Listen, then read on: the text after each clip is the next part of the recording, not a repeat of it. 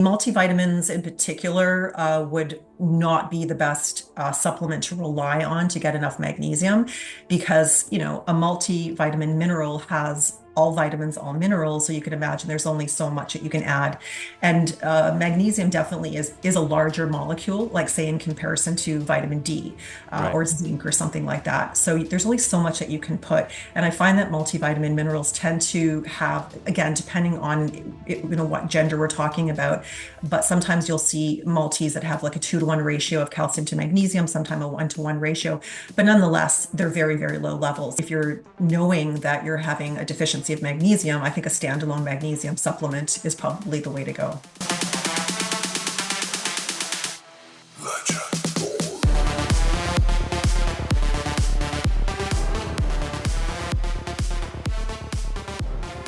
Welcome, everybody, to episode 167 of the Healthy Habit Podcast. I'm your host, Dr. Dayan of Healthy Habit Medical Center. And if you're new to the program here, you can check us out on YouTube, even on Anchor, or just come to Healthy Habit Health Foods, where the podcast is playing over the speakers throughout the week and throughout the month. So I'm the host here of the clinic, and we share space here, all of us, Healthy Habit Health Foods and the Medical Center. And today we are joined with Yolanda Fenton, Director of Product Innovation for Natural Factors. She has spent close to 30 years in the nutraceutical and supplement industry, advancing product development and education. Her focus and passion for spotting product trends has helped to direct the dynamic evolution and growth of Natural Factors, one of our amazing partners here at Healthy Habit, and just incredible over the years talking with them over the radio and podcast. So it's our first time here for episode 167. Talking with Yolanda, who's coming in all the way from Canada, talking to us here. Yolanda, welcome to the podcast. Thank you. Great to be here.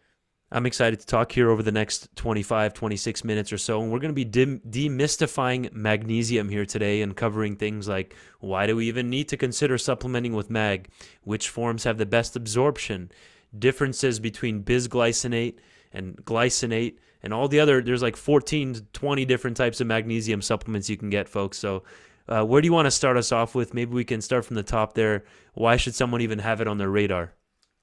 Yeah, great question. I mean, when we think about it in the context of how abundant it is in our bodies, it's the fourth most abundant mineral in our body. I mean, calcium's number one.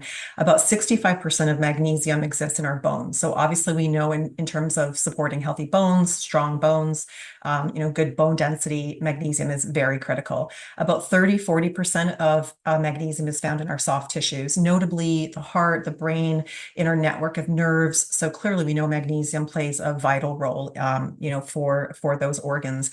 And then lastly, about 1% is found in our blood, the latter of which largely explains why blood tests are clearly not reliable to determine if you're deficient in magnesium. Now, in terms of magnesium, in terms of what it does, it's identified to have over 800 different like essential biochemical roles in our bodies. Now, it's not like a drug, obviously. Vitamins and minerals aren't a drug. So while you might take like an antacid to reduce heartburn or antibiotic to fight infection, taking magnesium when you're deficient doesn't have just like one effect. And because it works on such a fundamental level, the health benefits are hard to isolate. And because we can't identify just one effect, it is easy to overlook its importance. But the over 800 identified role that magnesium plays in, I think it's probably easier to break it down into four basic categories or functions. So we know magnesium plays a critical role in activating enzymes. Enzymes are, without question, life essential in terms of biological functions would not happen if we didn't have these enzymes. Magnesium also creates cellular energy. I mean, without magnesium, we simply wouldn't have that spark plug, that cars require, right, to generate that energy in order for the car to actually function. So kind of think of it that way in terms of magnesium and cellular energy. Magnesium also helps to create, repair, and protect DNA and our proteins. We go through on a daily basis like lesions with our DNA, meaning, if we're stressed, if we're taking certain prescription drugs, if our lifestyle, predisposes us to just more attack on our DNA and we're not repairing it properly, we know that there will be chronic disease that ensues. It's a vicious cycle, unfortunately. And then lastly, magnesium is basically considered the regulator of other minerals. So Mm. think of magnesium as helping to maintain homeostasis of all of the other minerals in our body. So I think it's really important that we think of magnesium as a very fundamentally critical mineral for our body. Well, that's a great introduction right there. It's clearly important, and they're finding out more and more every day, every year, how many reactions in the body it's involved in. It started at like 300, now it's like over 800.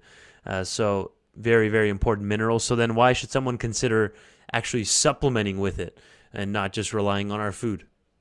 That's a great question. I've been in this industry, as you mentioned, for over 30 years. And although I formulate products for a living, I'm an advocate of nutrition first, right? Like you have to eat healthy and then look at whatever gaps that you might have in your diet. And unfortunately, in this day and age, people are just so pressed for time. They are not spending as much time in the kitchen. I was reading a report where it was just astonishing how much over, like 5 years ago, 10 years ago, 15 years ago, and, juxtapose that to today, we're not spending as much time in the kitchen, meaning that we're not spending time making food from scratch. We're relying Right. on, convenient food packages or home delivery, like meal services. And although there are definitely healthier options, for the most part, people just rely so much more on refined food. So, without enough magnesium, your body is going to experience so many fundamental life process disruptions. You might not have enough cellular energy, to get you throughout the day. You're going to definitely notice it.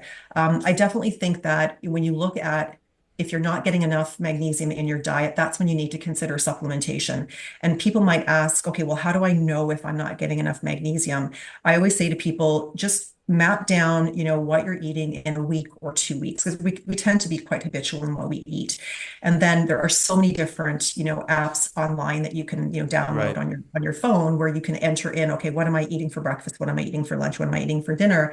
And then you can get a rough idea of how much magnesium you're getting in your diet. And I can almost guarantee again that the majority of people are not getting enough. In fact, I think I was reading a report where they were saying about 47% thereabouts of Americans are deficient in magnesium. And again, that is in large part to not only our diets being deficient, but even if we were eating somewhat healthy, just simply the way that we, our farming practices, the way that the soil depletion is happening, we just don't have enough of the same mineral levels as we used to, in the past.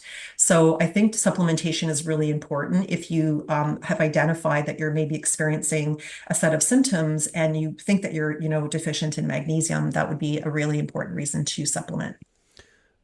Amazing. And so a lot of people they take multivitamins or multiminerals, which has pretty much just a little pinch of magnesium in there. That wouldn't be enough to support deeply all these processes you're talking about with mineral homeostasis and regulating bone health and making sure the cellular energy production is happening properly, and all that might not be enough what's found in a multivitamin.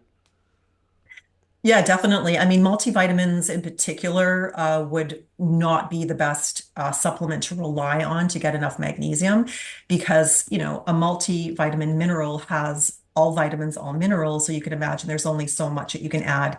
And magnesium definitely is a larger molecule, like say in comparison to vitamin D Right. or zinc or something like that. So there's only so much that you can put. And I find that multivitamin minerals tend to have, again, depending on what gender we're talking about, but sometimes you'll see multis that have like a 2-to-1 ratio of calcium to magnesium, sometimes a 1-to-1 ratio, but nonetheless, they're very, very low levels. Now, obviously, if you're taking a standalone magnesium supplement, that's different because you have so many options in terms of you can take 100 milligrams up to like 500 milligrams. It's pretty much the max that I've seen, albeit you can take more than one a day, obviously. So yeah, definitely if you're knowing that you're having a deficiency of magnesium, I think a standalone magnesium supplement is probably the way to go.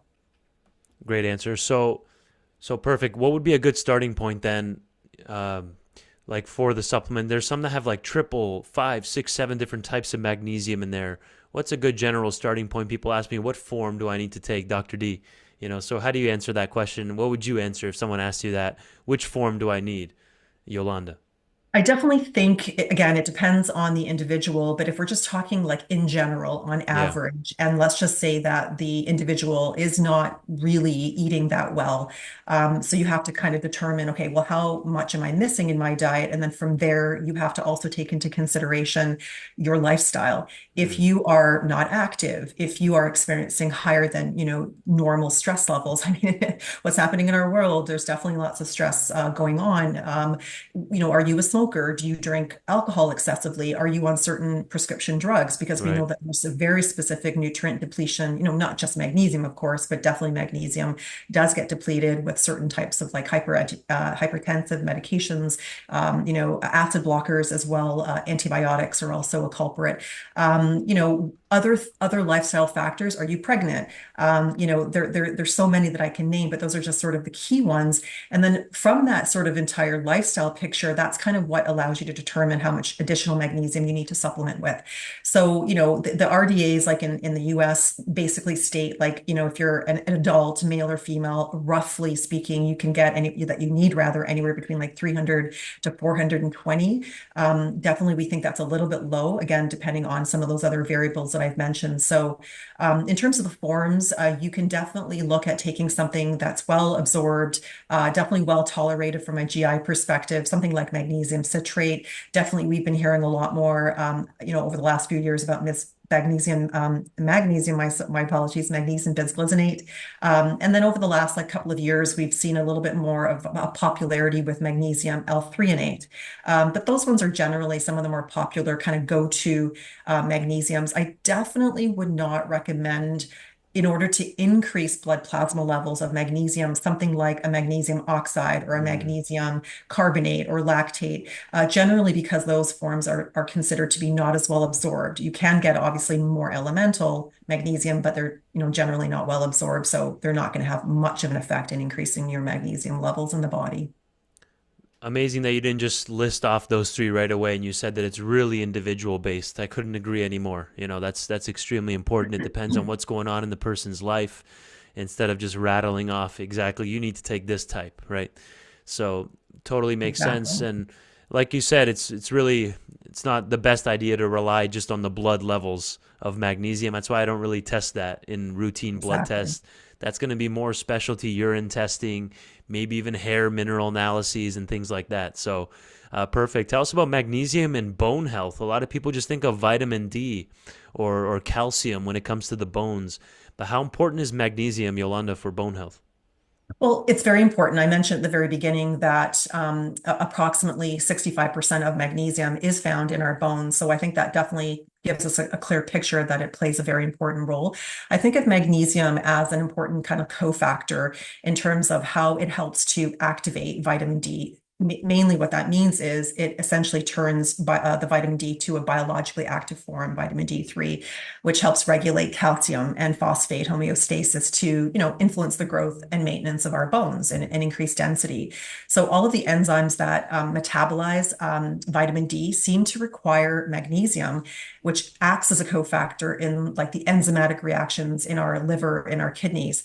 Another important thing, again, in the context of vitamin D and how magnesium is needed to activate it, we think of vitamin D to inhibit calcium deposits in our arteries. And that's super important because we know that heart disease is definitely on the rise. Atherosclerosis, notably, right? One of the key reasons why, stroke is on the rise. So think of vitamin D as essential to prevent calcium from being deposited in our soft tissues. It needs to obviously be deposited in our bones. And that happens because of magnesium. So again, I can get into a lot more detail, but that's kind of Right. in a nutshell the role that magnesium plays in the context of bone critical vitamin D and bone critical calcium. You hinted at elemental magnesium. So tell us a bit more about that and how that's going to differ. Because it says that a lot in products. You're taking in elemental magnesium, whereas another ones will say magglycinate or bisglycinate or threonate, or like you mentioned, magnesium citrate or oxide. So what is elemental magnesium then? How is that different? What is meant by that? Yeah, it's interesting, being in this industry for so long, there's certain things that, just never go away. And the confusion about elemental is a great example of that. So in a nutshell, the term elemental refers to how much of the actual element or mineral is present. Minerals have to be bound or attached to something. Like you can't just take a mineral in its raw form, right? So if we were to use the example of like say calcium or sorry of magnesium citrate is approximately 16% elemental. So if you had a product on the shelf, the consumer picks up a bottle that says 150 milligrams of elemental magnesium Mm. from magnesium citrate, you would need the input amount of per pill about 950 milligrams to yield that 150 milligrams. So again, you have to go by the percentage of the naturally occurring elemental value of that particular salt that you're attaching to magnesium. If you contrast that to, say, magnesium oxide, oxide contains about 60% elemental magnesium. So to use that same example of 150 milligrams of elemental magnesium per pill in an oxide form, say citrate was 950, with oxide, your input would only be about 250 milligrams. So that's one of the reasons why the forms like citrate and bisglycinate and threonate, they tend to be a little bit more expensive because you need more of the starting amount, if you will, right? And more importantly, absorption, right? I mentioned earlier that oxide form, not the greatest in terms of absorption. So that's essentially what we're referring to when we're talking about elemental. Great answer. Perfect. It's action packed, folks. Demystifying Magnesium 101 here in episode 167 with Yolanda Fenton. And I highly suggest you repeat this one. A lot of people are coming in looking for magnesium. So this is really dense with information. You might want to take some notes on this one, folks. But come in and talk with any of our staff here. We have the full setup from Natural Factors and some products that you guys offer. They have them in different blends. You have like standalone magnesiums, but then you also have them in different cerebral formulas and sleep formulas through your line as well. So you want to make sure that you're getting what you need, folks. Come talk to our staff. We can help point you in the right direction, or even this episode itself can help you know what you're looking for when you come into the store. So when we're talking about sleep, what's one that someone might want to consider then for magnesium? Dr. Deja, so I'm going to just before I answer that about the sleep, I wanted to mention because it is Sure. interesting. So seeing that I'm from Canada, one thing I wanted to, let your consumers know, and they probably already know this, and I'm sure at the store you guys do a great job informing your customers. Health stores do such a great job, educating consumers, in comparison to them going into like a mass store where there's no staff and no ability to be able to talk to the customers. But in Canada, you are not allowed on label to list the complex amount of the mineral. It's not just magnesium, it's any mineral. In the US, it's different. Hmm. You don't have to technically list the elemental amount. You could, on your front label, list the complex amount. And I find that a lot of brands do that. And that's a bit misleading because it leads the consumer to believe maybe that they're getting a lot more of the actual mineral than they're actually getting. So just, make sure to read labels carefully. Always look on, the side panel, obviously, because I find that what brands do is they'll put that complex amount and maybe on the side panel, they're listing the elemental amount. But again, not necessarily every consumer looks at, the ingredient label. So just to be careful about that. In terms of the best Interesting. magnesium for sleep, definitely hands down, it would be magnesium bisglycinate. Magnesium bisglycinate is essentially magnesium that is chelated or attached to two glycine molecules. Glycine, of course, is an amino acid that is involved in helping our central nervous system relax, helps increase our serotonin and dopamine levels. And so when we take magnesium bisglycinate, it really does a great job, not just in terms of helping us relax, but in terms of also helping to regulate our circadian system, if you will. And there's so many different mechanisms as to how it does that, but that would be the best form for sleep. Amazing. And thanks for highlighting that. I was not aware of that at all, that there's different. So if you walk into a health food store in Canada, the labels are going to look different, even if it's a Natural Factors product.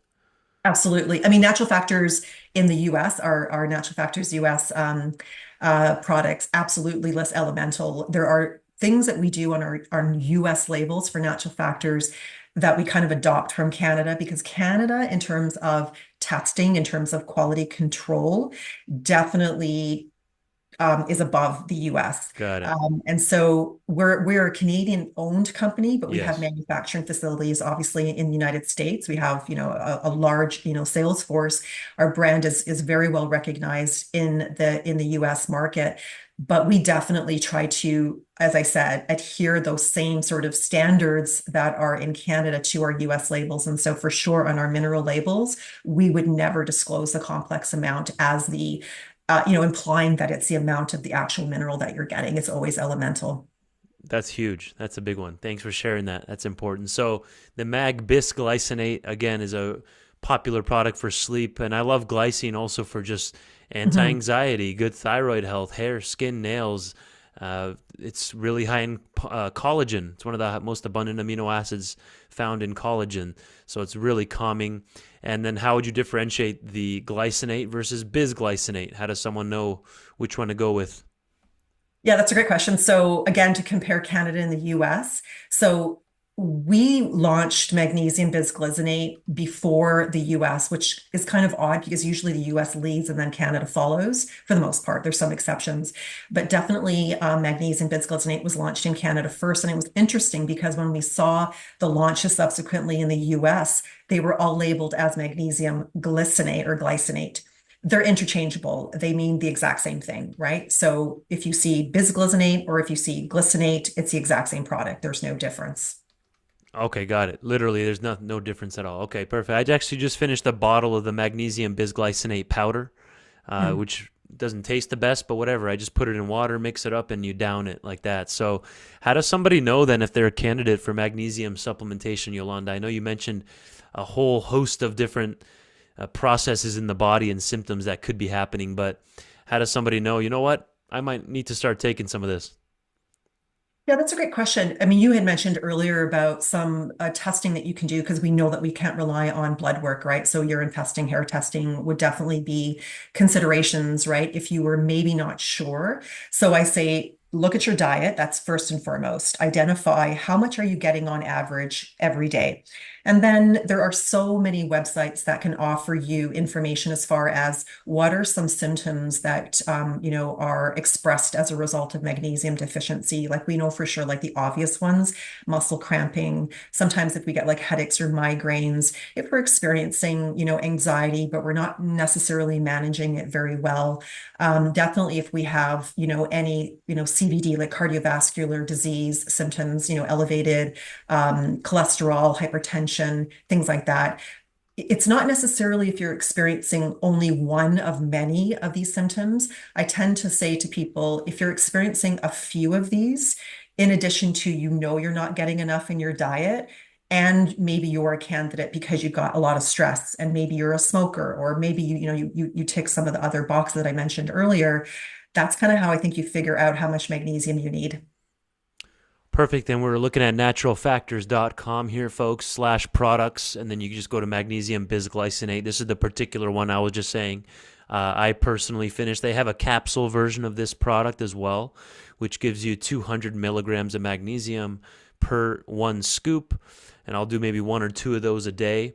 And the why? Well, you want to rewind back to earlier in the episode. Why? There's 20 reasons why this might be something you want to include into your life, like soothing the nervous system. You can see here, helping the mind work better, muscles, promoting restful sleep. 85% of people in North America are deficient in magnesium. So, and like we mentioned earlier here with Yolanda, that multivitamins and multimineral supplements don't have enough to really hit those to get those deep benefits of magnesium. Why else do you personally like this formula? I want to hear your thoughts on it. And why does it say easy on the stomach here compared to maybe other forms? First of all, I take that product as well. I Nice. tend to be more of a powder person just because as someone that works out quite a bit, because I'm taking my, my protein, my creatine, and all of these other Oh, okay. wonderful powder products that we have. I just like to add the powder to it. I take additional magnesium powder at nighttime. I think the powder is a good idea because, well, first of all, with our powder, it's definitely a form, as you mentioned, of magnesium bisglycinate. Without getting into too much detail, because it is a bit complicated, Yeah. there are magnesium bisglycinate products on the market that are not 100% pure bisglycinate. They're basically either buffered with magnesium oxide in order to increase the amount of the elemental magnesium.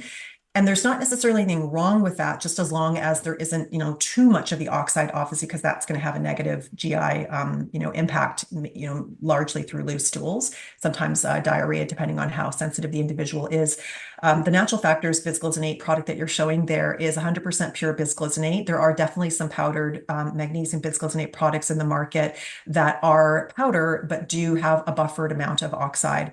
And if you do have oxide, it should be listed on the label. If it's not Yeah. listed on the label, it's somewhat indicative that it's not in there, but not necessarily always the case. So just to be, mindful of that. And I like powders as well, Yolanda. I'm sure you'll agree with this, is because the other ingredients you can see here right on the label, other Mhm. ingredients, it's literally just one. It's the citric Exactly. acid, and that's it. So powders tend to have a lot less excipients, flow agents, and all this other kind of stuff added in. It's just the supplement, the mineral you're looking for, with just one other ingredient. Sometimes we'll even say none. So, any other thoughts you wanted to add, and what kind of citric acid is this? Is this a non-GMO product, etc.? Yeah, definitely. So the citric acid, the source of the citric acid is from fruits. Again, it could be a variety of different fruits.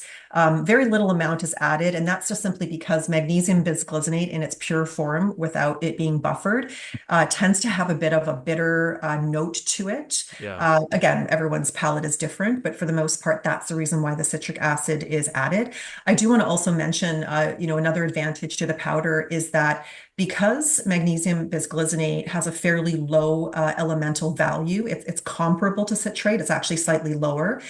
You obviously need a lot more of it to yield a high elemental value. So you can fit a lot more in a powder because the scoop is obviously larger. All right. So, for example, 200 milligrams, which is what you're getting here per one scoop, you can't get pure bisglycinate 200 milligrams in a capsule.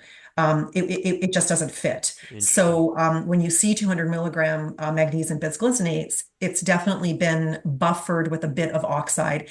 And depending on the brand, because it's a cost factor, some brands will definitely buffer more oxide into their capsule version of magnesium bisglycinate just to get more in that capsule. So I think that's another advantage of powders. I like this one, folks. Magnesium pure bisglycinate, 200 milligrams. It's basically a magnesium molecule and a glycine amino acid molecule put together. Is that correct, Yolanda? Correct. Yeah. Yes. So we have this right here at Healthy Habit Health Foods, folks, corner of Bethany Home and 7th Street. Come grab your bottle today. $20 for a bottle of this. I think it's totally worth it. It's a heavy hitter mineral, we like to call that.